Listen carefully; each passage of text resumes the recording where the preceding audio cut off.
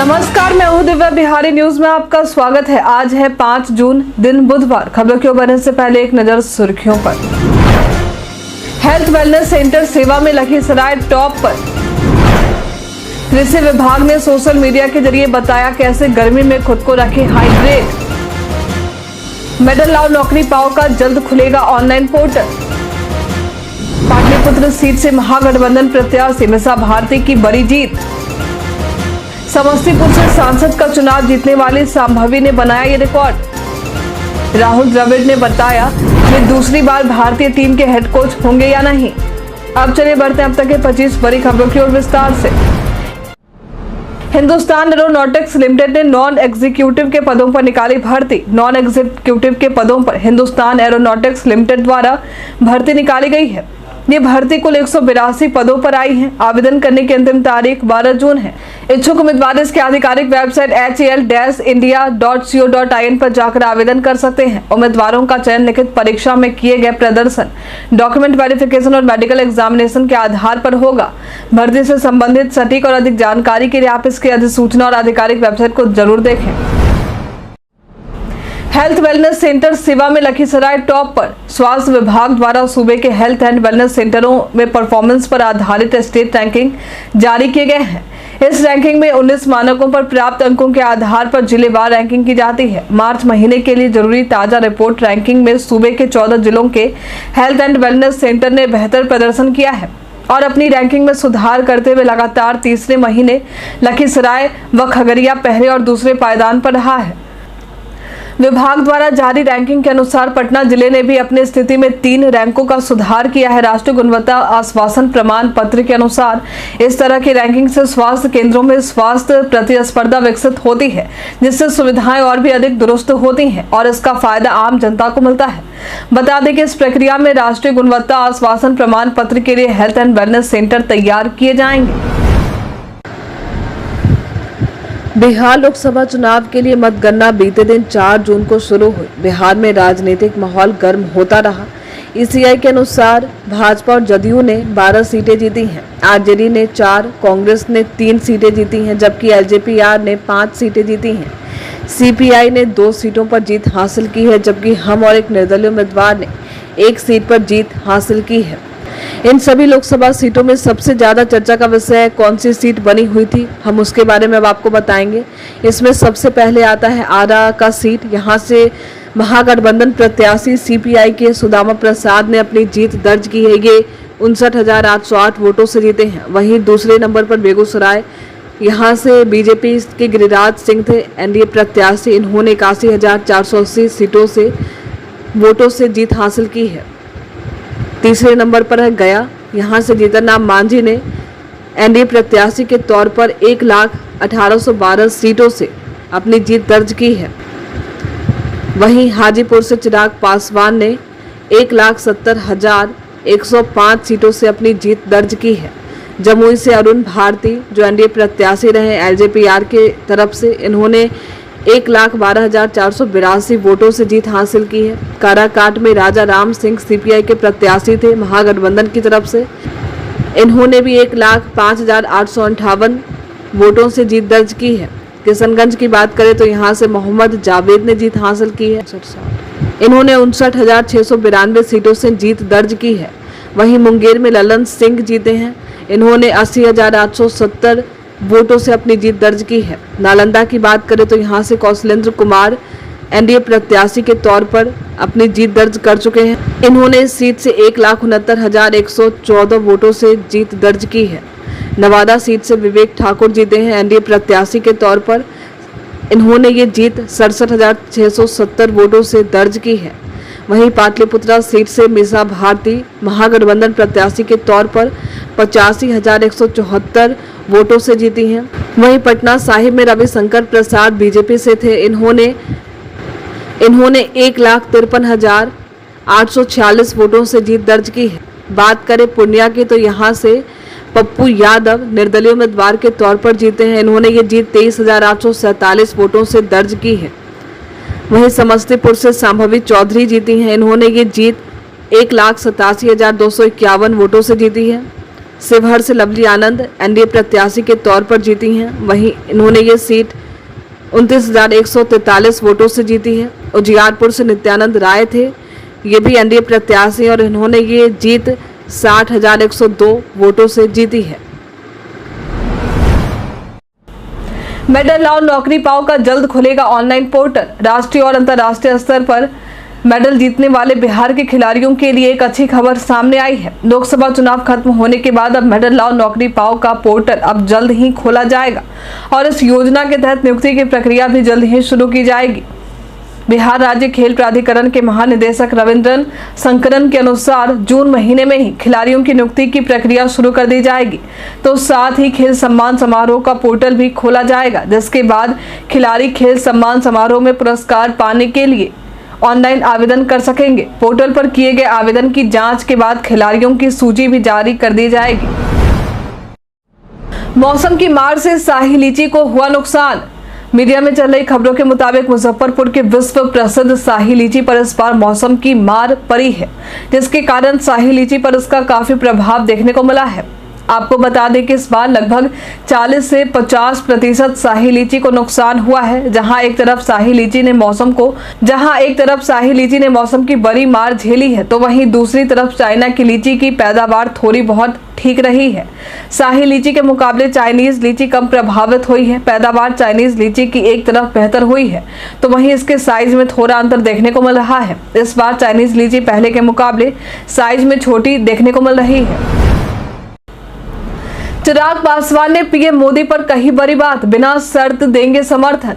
लोकसभा चुनाव में हाजीपुर लोकसभा सीट से चुनाव जीतने वाले चिराग पासवान ने प्रधानमंत्री मोदी को बिना शर्त समर्थन देने की बात कही है। चिराग पासवान ने पत्रकारों से बातचीत करते हुए कहा है कि उनकी पार्टी पीएम मोदी से किसी तरह की बार्गेनिंग नहीं करेगी। उन्होंने कहा, जनता ने एनडीए गठबंधन को स्पष्ट जनादेश दिया है और प्रधानमंत्री लगातार तीसरी बार प्रधानमंत्री बनने जा रहे हैं। आगे उन्होंने कहा कि अगर हमारी पार्टी के 5 सांसद यहां जीतने में कामयाब रहे तो उसकी वजह एनडीए है। गौरतलब है कि आरएलजेपी ने अपनी सभी 5 सीटों पर जीत दर्ज की है। एनडीए के घटक दल लोजपा रामविलास को बिहार की 40 लोकसभा सीट पर चुनाव लड़ने का मौका मिला था, जिसमें से सभी 4 सीटों पर चिराग की पार्टी लोजपा रामविलास के उम्मीदवार ने जीत अपने नाम किए हैं। अन्य पिछड़ा वर्ग कन्या विद्यालय में रिक्त पदों पर आवेदन की तिथि में हुआ विस्तार। अन्य पिछड़ा वर्ग कन्या आवासीय +2 विद्यालय में 6ठी और 9वीं कक्षा के रिक्त सीटों पर नामांकन के लिए आवेदन 15 जून तक हो सकेंगे। 10 मई को रिक्त सीटों पर नामांकन के लिए आवेदन की तिथि जारी की गई थी, लेकिन 15 से 20 मई तक रिक्त सीटों पर कम आवेदन प्राप्त होने की वजह से पिछड़ा वर्ग एवं अति पिछड़ा वर्ग कल्याण विभाग द्वारा आवेदन की तिथि में विस्तार किया गया है। बता दें कि 18 से 20 जून तक अभ्यर्थी प्रवेश पत्र प्राप्त कर सकेंगे, जबकि 22 जून को नामांकन के लिए परीक्षा आयोजित की जाएगी और 25 जून को परीक्षा का रिजल्ट भी जारी कर दिया जाएगा। पूर्णिया से अपनी जीत दर्ज करने के बाद पप्पू यादव का बयान। पप्पू यादव ने पूर्णिया से अपनी जीत दर्ज कर ली है। पप्पू यादव इस सीट से निर्दलीय प्रत्याशी के तौर पर खड़े हुए थे और उन्होंने एनडीए व महागठबंधन दोनों के ही प्रत्याशियों को कड़ी टक्कर देते हुए अपनी जीत सुनिश्चित की है। अपनी जीत के बाद पप्पू यादव ने कहा है कि मैंने सभी जात के युवाओं के सहयोग के कारण पूर्णिया से लीड किया है। इस जीत के लिए कोसी सीमांचल को मैं अपनी जिंदगी भी दे दूंगा, फिर भी कम होगा। मैं जीत के प्रति आश्वस्त था। हमेशा कहता था कि लोगों ने मुझे अपना बेटा मान लिया है। बिहार में पारंपरिक खेती को आधुनिक बनाने की चल रही तैयारी। बिहार में अब तक पारंपरिक तरीके से खेती होती आ रही है। बिहार में खेती को पारंपरिक से आधुनिक तरीके से बनाने के लिए कृषि में सेंसर आधारित तकनीक और आर्टिफिशियल इंटेलिजेंस की जरूरत है। कृषि विभाग ने इसे धरातल पर उतारने के लिए काम शुरू कर दिए हैं। इन विषयों से जुड़ी शिक्षा के लिए पाठ्यक्रम का प्रस्ताव भी दिया गया है। प्रथम चरण में प्रस्ताव कृषि ड्रोन प्रौद्योगिकी में डिप्लोमा, एआई और रोबोटिक्स में स्नातकोत्तर डिप्लोमा, सूक्ष्म सिंचाई प्रणाली प्रबंधन में स्नातकोत्तर डिप्लोमा की पढ़ाई का प्रस्ताव दिया गया है। इसके अलावा डिजिटल मार्केटिंग में पोस्ट ग्रेजुएट डिप्लोमा और डाटा साइंस में पोस्ट ग्रेजुएट प्रोग्राम का प्रस्ताव दिया गया है। इन सभी विषयों से खेती को आधुनिक बनाने में मदद मिलेगी। पाटलिपुत्र सीट से महागठबंधन प्रत्याशी मीसा भारती की बड़ी जीत। पाटलिपुत्र सीट से महागठबंधन प्रत्याशी मीसा भारती ने अपनी जीत दर्ज कर ली है। इन्होंने अपने प्रतिद्वंदी चाचा रामकृपाल यादव को शिकस्त दी है। आपको बता दें कि रामकृपाल यादव पाटलिपुत्र सीट के सबसे मजबूत दावेदार कहे जा रहे थे और एनडीए इनकी जीत को लेकर भी सुनिश्चित थी, लेकिन मीसा भारती रामकृपाल यादव को करारी हार दे चुकी हैं। माना जा रहा है कि मीसा भारती के जीत के पीछे तेजस्वी यादव और लालू यादव का बड़ा हाथ रहा है।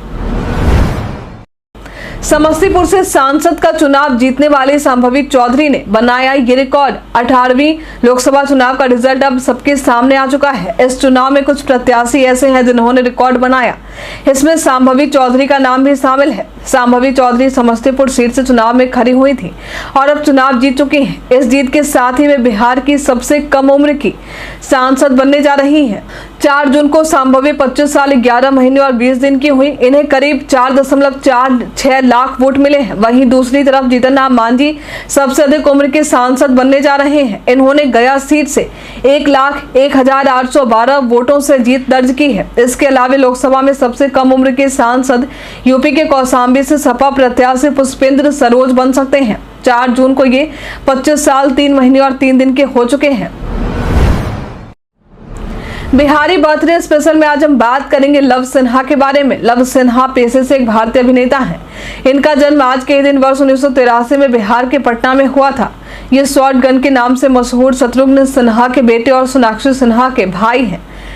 ये फिल्म सादिया में मुख्य कलाकार के रूप में नजर आ चुके हैं। इसके अलावा ये पलटन और गदर 2 फिल्म में भी अभिनय कर चुके हैं। फिल्मी करियर के अलावा ये राजनीति में भी अपनी किस्मत आजमा चुके हैं।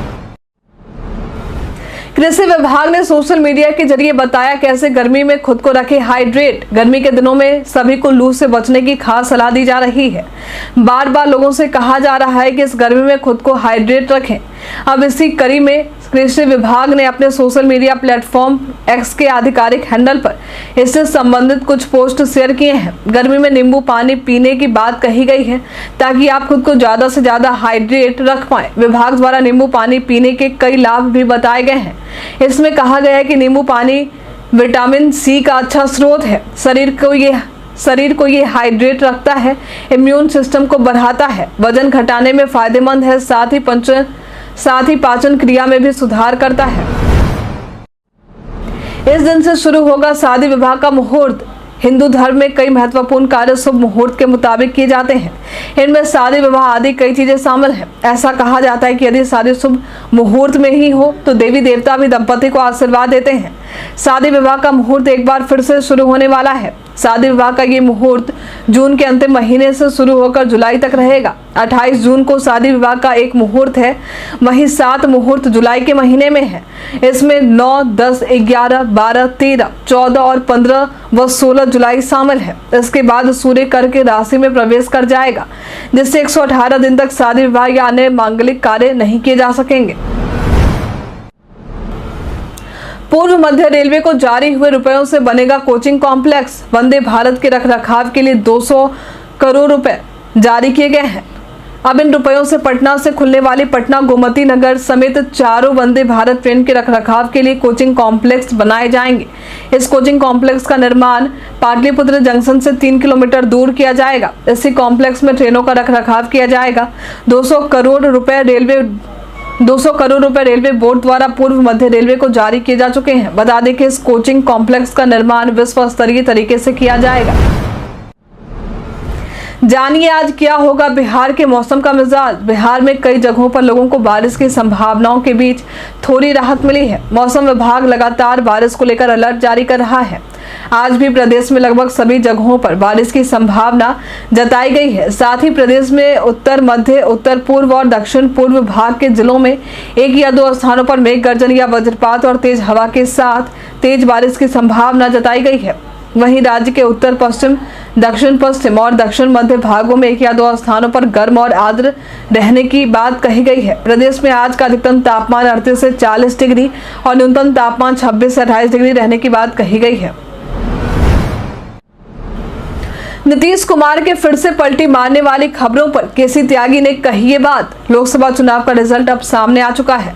चुनावी रिजल्ट सामने आते ही कई नेता कई तरह के दावे कर रहे हैं। अब इसी बीच चर्चाओं का बाजार भी गर्म है कि नीतीश कुमार एक बार फिर से पलटी मार सकते हैं। नीतीश कुमार के इंडिया गठबंधन में एक बार फिर से शामिल होने की चर्चा तेज हो चुकी है। अब इन्हीं चर्चाओं के बीच जदयू के वरिष्ठ नेता केसी त्यागी का बयान सामने आया है। केसी त्यागी ने नीतीश कुमार के फिर से इंडिया गठबंधन में जाने का खंडन किया है और कहा है कि जदयू एनडीए का सबसे भरोसेमंद सहयोगी है। नीतीश कुमार को लेकर चल रहे बातें पूर्ण रूप से भ्रामक है। नीतीश कुमार एनडीए में ही रहेंगे। इस बार के लोकसभा चुनाव में माले ने किया शानदार प्रदर्शन। इस लोकसभा चुनाव में महागठबंधन के सहयोगी भाकपा माले ने शानदार प्रदर्शन किया है। इस बार के चुनाव में पूरे 35 साल बाद माले ने 2 सीटों पर जीत हासिल की है। आपको बता दें कि महागठबंधन की तरफ से माले को 3 सीटें दी गई थी, जिसमें आरा, काराकाट और नालंदा शामिल था। इन 3 सीटों में काराकाट से राजा राम सिंह और आरा से सुदामा प्रसाद ने अपनी जीत दर्ज की। दोनों ही सीटों पर माले की जीत ऐतिहासिक जीत मानी जा रही है। हार के बाद उपेंद्र कुशवाहा की पहली प्रतिक्रिया आई सामने। लोकसभा चुनाव की मतगणना के बाद अब चुनावी नतीजे भी घोषित हो चुके हैं। वहीं बिहार के सबसे हॉट सीटों में से काराकाट लोकसभा सीट से इंडिया गठबंधन के प्रत्याशी राजा राम ने जीत दर्ज की है। इस सीट पर भोजपुरी स्टार पवन सिंह के मुकाबले में आने के बाद से ही यहां का मुकाबला त्रिकोणीय हो गया था और इस सीट पर एनडीए प्रत्याशी उपेंद्र कुशवाहा, इंडिया गठबंधन के राजा राम और निर्दलीय प्रत्याशी पवन सिंह के बीच कांटे की टक्कर देखने को मिल रही थी। वहीं अपनी हार के बाद उपेंद्र कुशवाहा की पहली प्रतिक्रिया सामने आई है। उपेंद्र कुशवाहा ने सोशल मीडिया प्लेटफॉर्म एक्स पर शिव मंगल सिंह सुमन की लाइनें लिखी हैं और लिखा है कि क्या हार में, क्या जीत में, किंचित नहीं भयभीत में को दोहराते हुए चुनाव में दिन रात एक कर मेहनत करने वाले सभी कार्यकर्ताओं के प्रति आभार प्रकट किया। गया से जीतन राम मांझी की शानदार जीत। बिहार की गया लोकसभा सीट से एनडीए के प्रत्याशी जीतन राम मांझी की शानदार जीत हुई है। आपको बता दें कि जीतन राम मांझी एनडीए के उम्मीदवार थे। इस सीट से उन्होंने राजद उम्मीदवार कुमार सर्वजीत को हरा दिया। 1 लाख वोटों के अंतर से जीतन राम मांझी की जीत हुई है। मालूम हो कि गया सीट से पहले चरण में 19 अप्रैल को वोटिंग देखने को मिली थी। यहां 2019 की तुलना में 4.16% वोट कम हुए हैं। यहां से 52% सीटों पर मतदान हुआ था। जीतन राम मांझी के यहां से चुनाव जीतने के बाद अमित शाह समेत कई लोगों ने उन्हें बधाई दी है। राहुल द्रविड़ ने बताया वे दूसरी बार भारतीय टीम के हेड कोच होंगे या नहीं। भारतीय टीम के हेड कोच राहुल द्रविड़ का कार्यकाल T20 विश्व कप 2024 के बाद समाप्त हो जाएगा। हेड कोच के लिए भारतीय क्रिकेट कंट्रोल बोर्ड द्वारा आवेदन मांगे गए थे, लेकिन राहुल द्रविड़ ने इसके लिए आवेदन नहीं किया था। अब इसी बीच राहुल द्रविड़ का बयान भी सामने आ गया है। उन्होंने मीडिया से बातचीत करते हुए कहा है कि उन्होंने कोचिंग के दौरान काफी एंजॉय किया। हर टूर्नामेंट उनके लिए महत्वपूर्ण है। मैंने भारत के लिए जिस भी गेम में कोचिंग की है वो मेरे लिए काफ़ी इम्पोर्टेंट है। आगे उन्होंने अपनी आगे की कोचिंग को लेकर साफ कर दिया कि वो बतौर कोच ये मेरा आखिरी टूर्नामेंट होगा। अब द्रविड़ के इस बयान से साफ हो गया है कि वे इस टूर्नामेंट के बाद भारतीय टीम के कोच के पद पर नहीं रहेंगे। कई कारणों से दर्ज है भारत इतिहास में आज की तारीख। आज के दिन वर्ष 1659 में मुगल शासक औरंगजेब आधिकारिक रूप से दिल्ली की गद्दी पर बैठा था। आज के दिन वर्ष 1984 में पंजाब के अमृतसर में सिखों के धर्म स्थल स्वर्ण मंदिर में भारतीय सेना ने ऑपरेशन ब्लू स्टार को अंजाम दिया था। आज के दिन वर्ष 2002 में भारत की सीमा पर साझा गश्त के प्रस्ताव को पाकिस्तान ने खारिज किया था। आज के दिन वर्ष 2008 में इलाहाबाद उच्च न्यायालय ने उत्तर प्रदेश पुलिस भर्ती घोटाले की जांच सीबीआई से कराने की भारत सरकार को निर्देश दिए थे। आज के दिन वर्ष 1961 में रमेश कृष्णन का जन्म हुआ था। ये भारत के प्रसिद्ध टेनिस प्रशिक्षक और पूर्व टेनिस खिलाड़ी हैं। एक्स प्लेटफॉर्म पर अब एडल्ट और वायलेंट कंटेंट नहीं कर सकेंगे शेयर। हमें से कई लोग ऐसे हैं जो popular micro blogging platform x का इस्तेमाल करते हैं। सोशल मीडिया प्लेटफॉर्म एक्स का इस्तेमाल करने वालों के लिए बड़ी खबर है। दरअसल कंपनी द्वारा एडल्ट और वायलेंट कंटेंट शेयर करने को लेकर कुछ नए नियम लाए गए हैं। कंपनी द्वारा कहा गया है कि एक्स यूजर्स अब विजिबल प्लेस पर एडल्ट कंटेंट शेयर नहीं कर सकेंगे, यानी अब वे ऐसे एडल्ट कंटेंट को अपने प्रोफाइल फोटो और बैनर में भी नहीं दिखा सकेंगे। एडल्ट और वायलेंट कंटेंट के लिए जो पॉलिसी लॉन्च हुई है उससे प्लेटफॉर्म के नियमों को लेकर क्लैरिटी और ट्रांसपेरेंसी बनी रहेगी। आज की वायरल खबर में हम बात करेंगे वायरल हो रहे इस फर्जी आर्टिकल के बारे में। सोशल मीडिया पर इन दिनों एक आर्टिकल वायरल हो रहा है। इस फर्जी आर्टिकल के मुताबिक इंटेलिजेंस ब्यूरो द्वारा एक रिपोर्ट में 4 जून को मतगणना के समय बीजेपी और एनडीए की सीटों का आकलन किया गया है, लेकिन आपको बता दें कि ये आर्टिकल पूरी तरह से फर्जी है। इस तरह के आर्टिकल पर विश्वास करने से बचे पीआईबी फैक्ट चेक ने भी इस बार खबर को पूरी तरह से फर्जी बताया है। कारोबारी सप्ताह के दूसरे दिन शेयर बाजार में आई गिरावट। कारोबारी सप्ताह के दूसरे दिन शेयर बाजार में भारी गिरावट आई है। बाजार लाल निशान पर बंद हुआ है। बीएसई पर सेंसेक्स 4,389 अंकों की गिरावट के साथ 72,079.05 पर बंद हुआ है। एनएसई पर निफ्टी 5.93% की गिरावट के साथ 21,884.50 पर बंद हुआ। निफ्टी पर एचयूएल, हीरो मोटोकॉर्प, ब्रिटानिया, नेस्ले और डिविस लैब्स सबसे ज्यादा लाभ में रहे, जबकि Adani ports, Adani enterprises, ONGC, coal India और एसबीआई सबसे ज्यादा नुकसान में रहे। Metal, capital goods, oil and gas, power, PSU bank में 10% से ज्यादा की गिरावट के साथ सभी सेक्टोरल इंडेक्स लाल निशान पर कारोबार किए। हम प्रतिदिन आपसे 5 ऐसे जरूरी सवाल पूछेंगे, उसको जवाब बताएंगे जो कि बीपीएससी, बिहार पुलिस दरोगा समेत एसएससी जैसे नए प्रतियोगी परीक्षाओं में काम आएंगे। सवाल इतिहास, बिहार स्पेशल, विज्ञान, करंट अफेयर्स और भूगोल से रहेंगे। पूछे गए 5 सवालों में आपने कितना सही उत्तर दिया है, ये हमें कॉमेंट में लिखकर जरूर बताएं। तो हमारा पहला सवाल है, मौर्य काल के इतिहास के मुख्य साक्ष्य कहाँ से प्राप्त हुए हैं? ऑप्शन ए है राजगीर, ऑप्शन बी है पटना, ऑप्शन सी है कुम्हरार, ऑप्शन डी है गया। इसका सही उत्तर है कुम्हरार। बिहार में पहली बौद्ध संगीति का आयोजन कहाँ हुआ था? ऑप्शन ए है राजगृह, ऑप्शन बी है वैशाली, ऑप्शन सी है पाटलिपुत्र, ऑप्शन डी है बोध गया। इसका सही उत्तर है राजगृह। ब्रिटिश सरकार ने हेग ओपियम कन्वेंशन पर हस्ताक्षर कब किए थे? Option A 1910, option B 1911, option C 1912, option D 1913। इसका सही उत्तर 1912। 1946 के रॉयल इंडियन नेवी के विद्रोह को समाप्त करने के लिए घोषणा किसने की थी? Option A Liaquat Ali Khan, option B है सरदार पटेल, ऑप्शन सी है डॉक्टर आम्बेडकर, ऑप्शन डी है मोहम्मद अली जिन्ना। इसका सही उत्तर है मोहम्मद अली जिन्ना। भारत के पहले भारतीय सिविल सेवा ऑफिसर कौन थे? Option A Satyendra Nath Tagore, option B है सुकुमार सेन, ऑप्शन सी है उदय सिंह, ऑप्शन डी है नंदा शंकरे। इसका सही उत्तर है सत्येंद्र नाथ टैगोर। इसका सही उत्तर है सत्येंद्र नाथ टैगोर। बीते दिन हमारे द्वारा पूछे गए सवाल का आप लोगों में से बहुत सारे लोगों ने अपना जवाब हमें हमारे कमेंट सेक्शन बॉक्स में लिख कर दिया था। जिन्होंने हमारे द्वारा पूछे गए सवालों का जवाब दिया उनके नाम हैं गुनर शर्मा, अनवर करीम खान, निवास, राजकुमार, रवि कुमार राम, अपेंद्र कुमार, राम बाबू दास, साहिल यादव, बिरजू कुमार, प्रवेश कुमार, कमल कुमार, ओम प्रकाश कुमार, बिरजू कुमार, उमेश ऋषिदेव, अरविंद कुमार, अनवर करीम खान। इसके साथ ही बढ़ते आज के सवाल की और आज का सवाल है, लोकसभा चुनाव 2024 के रिजल्ट पर आपकी क्या राय है? हमें कमेंट में लिखकर जरूर बताएं। आज के लिए इतना ही। बिहार की तमाम खबरों के साथ बने रहने के लिए देखते रहे बिहारी न्यूज। और साथ ही अगर आप यूट्यूब से देख रहे हैं तो चैनल को लाइक करना और सब्सक्राइब करना, अगर आप फेसबुक से देख रहे हैं तो पेज को फॉलो करना ना भूलें। धन्यवाद।